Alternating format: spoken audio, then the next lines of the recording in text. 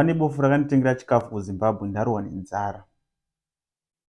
2019 ndiri muroad kuda kuya kuno kuSouth Africa paMvuma.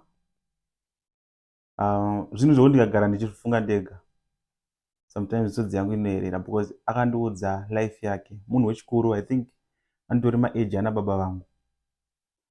So pandiri kuenda kuZimbabwe, murume eda unomutsvaga.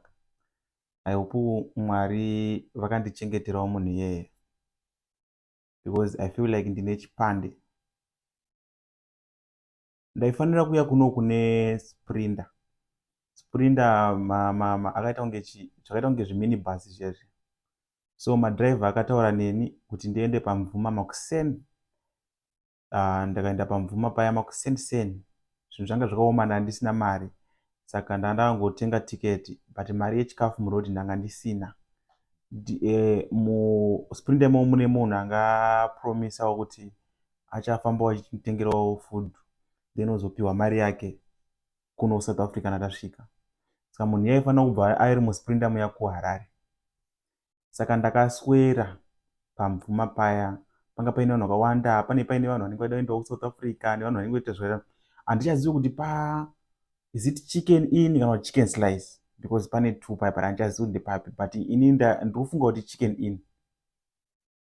Saka ndakungoiti chicken in because I think pachicken in kwete kuchicken slice. Handichazivi ndeipi hangu yacho yatanga tiri chaiyo, because handichazive, ndakabva kudhara handichazivi kuti ndeipi iri kupi. So pane bofu ranga riri papo richipinda mumabhazi richikumbira. Ndakanganwa zita rake, saka mondiregererawo ndicharamba ndichingomuti bofu. Achikumbira mumabhazi. Saka ini ndiri munhu anofarira kuziva zvinhu. Ndakasvika paari paanenge abva kubhazi paari ega, tikatanga kutaura nyaya. Paitwa vanhu vakawanda, but ndaitaura zvangu naye nyaya. Saka ndaimubvunza maquestions, ndobva azosvika pakundiudza kuti aiwa, inini handina kuzvarwa ndiri bofu, ndakazoita bofu ndazvarwa. Ndangoti kure kure, handi ndichiri mudiki, handichazivi kuti akati aigara namainini vake here kana natete vake, ndopaakazoita bofu. Hamene kushinwa kwakaitwa kwakangoitwa achikura, ndobva aita bofu. Achindiudza life yake, so ndofunga kuti ndega nditange kutaura nyaya life yake ndozosvika pakundibatsira kwaakaita.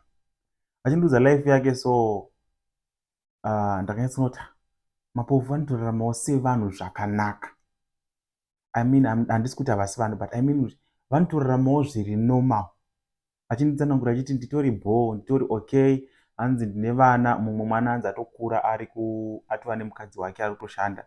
Saka hanzi anotondirambidza kuya pano kupema, but inini ndozvandakamuendesa nazvo chikoro, saka handiregedze kuya pano kupema. Ndinenge ndichitokumbira mabhazi vanondibatsira, kunyanya mabhazi anenge achibva kuSouth Africa achichichi.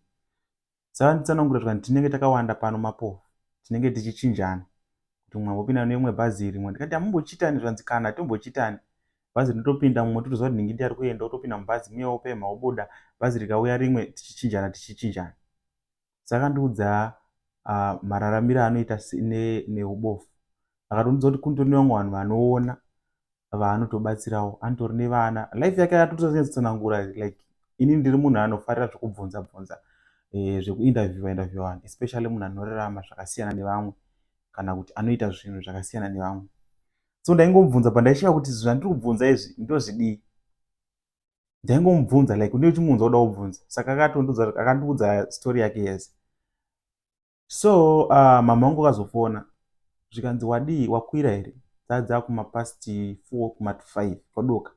Panhu pandaya makuseni kumapast 9 ndanzi nemadhiraivha takutosvika 5 zuva rodoka,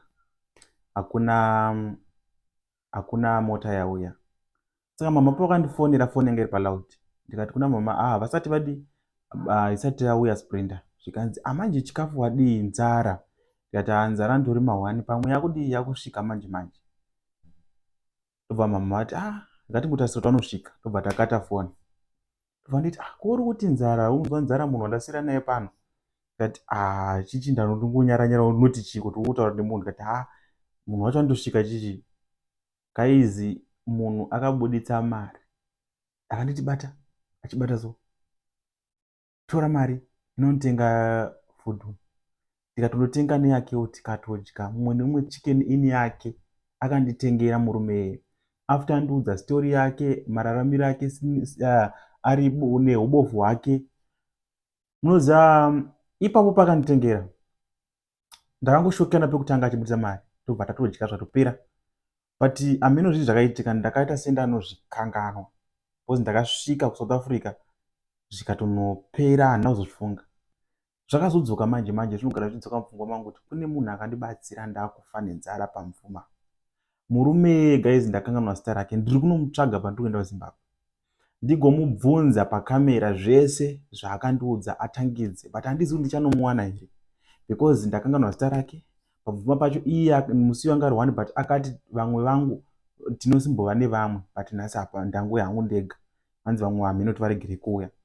Saka handizivi kuti ndinomuwana here, kundinotsvaga ndichiti chii handizivi, but ndine chipande chandotoziva kuti Mwari murume ndichengeterewo, ndikuda kunomuona pandiri kuenda kuZimbabwe, ndinofanira kuti ndinomutsvaga paMvuma. I think ndichasvika ndonobvunza kuti munhu akazoita bofu akura, handizivi ndonoti chii, kana kuti munhu akaita bofu akura aigara namainini, kana handichazivi akati mainini here kana kuti tete vake. Baba vakuru ndibaba I think mazera nababa vangu. Zvakandibata ndikatoona kuti saka munhu chero akata sei, chero akapema, anokwanisa kutotandavadzawo ruoko rwake kupa. Iye haana kutomboona kuti munhu arikutaura naye ndiani. Akati ndangomuudza kuti ndonzi kuda, handizivi kuti pandichadzokera ndichinotsanangura kuti ndini kuda achaziva here kuti ndiye. Zvinhu zvinogara zvinibata everyday kuti murume uyu anofanira kuwana aripo. Kune vese havo vachadarika nepaMvuma ipo paya, especially vanobva kuSouth Africa, pane mapofu achapinda mubhazi, pane bofu richapinda mubhazi. Kuti muzive kuti nderipi hamuzivi. Anenge angonzwa kuda kutandavadza ruoko rwake achipa, mupei iyeye because ndiye mumwe wevamwe wemumwe akandipa. Ndichasvika hangu paMvuma ipapo ndonotraya kutsvaga kuti ndeupi chaiye chaiye. Kana ndashayisisawo hangu ndichangoona zvandichangoita ipo pane varipo iwavo, but I hope ndichamuwana. Anenge asvika paMvuma, please, achingonzwa kuda kutandavadza ruoko rwake kupa, ipo wakasununguka. Pane 1 wavo akandibatsira ipo paya, asingaoni, ini ndichiona. Ndine makumbo akakwana, zvese zvakakwana. Ndanga ndofa nenzara ipo paya paMvuma paya ndakamirira bhazi. Akanditengera chikafu ndikadya. Zvinhu zvinogara zvichindibata every time. Ndo zvimwe zvinhu zvinotoita kuti pandiri kuenda kuZimbabwe ndinofanira pasvika paMvuma, because kure zvako nekumba, because tiri kwaGutu kuzasi uko. That's why ndakazonzi ndinomirira because mota yapfuura nekuMvuma. Saka please, ndoda kuti mungondibatsira kutenda. Ndakabatsirwa. Vanhu vaya mukavaona, chero ukaonawo munhu ada kubatsirwa, vanhu vaya musafungidzire kuti vanongomirira kupiwa chete, vanotopawo pavaripo paya. Zvinhu izvozvo ndanga ndisina kutombozozviudza kana ivo mama vangu vandifonera kuti unzwa nzara. Handizi kuti chii chakazoitika, but ndotenda Mwari kuti murume akazodzoka musoro mangu. Pandosvika kumba futi ndichatovatsanangurira mama kuti musuya zvakafamba zvakadai zvakadai, kune munhu akadai akandibatsira so. Please, ndibatsirewo kutenda munhu iyeye, chero musingamuzivi. Ndichanomutsvaga zvangu kuti mumuzive pano. Ndibatsirewo kutenda, ende Mwari vamuitire zvakanaka kwaari ikoko.